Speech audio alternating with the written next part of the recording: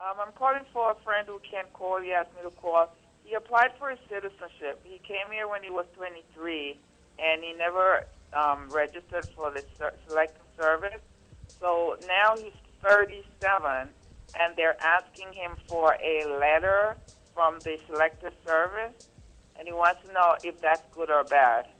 Well, it's certainly not good, but what the law for Selective Service says is if you were told that you had to register and you did not register, then that's a problem.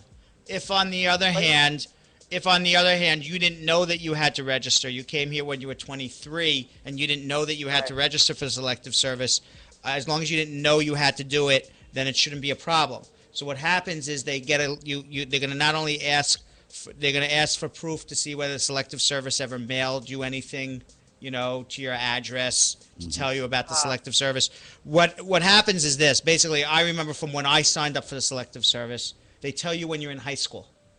So when I was a senior in high school and I turned 17 years old, every boy who was a senior in high school, 17 years old, got the letter in school, go sign up for Selective Service, and I went down I went down to the post office, I think, and I did it.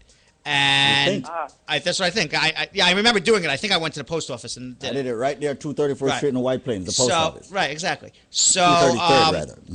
So what happens is if you come when you're 23, you don't have that experience of being in high school. It's very rare the Selective Service will tell you to, send you a random letter in the mail. By the way, you have to do the Selective Service.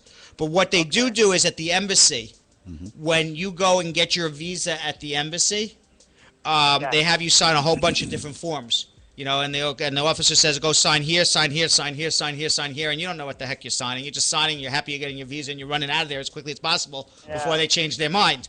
No, and one of those, okay.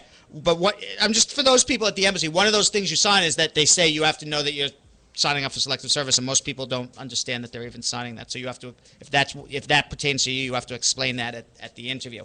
If he got his green card here, did he go to high school here? No, he came when he was 23. That's what I'm saying. He got the visa. He got the visa at the embassy and came up. No. He got married here. He came on a visitor's visa, and then he got. Oh, and then he got married here. Okay, so I would be very surprised if he got any notice anywhere about Selective Service. Okay. All right. What he has to be able to show is I didn't know. Okay. That's the standard. I didn't know. Nobody told me.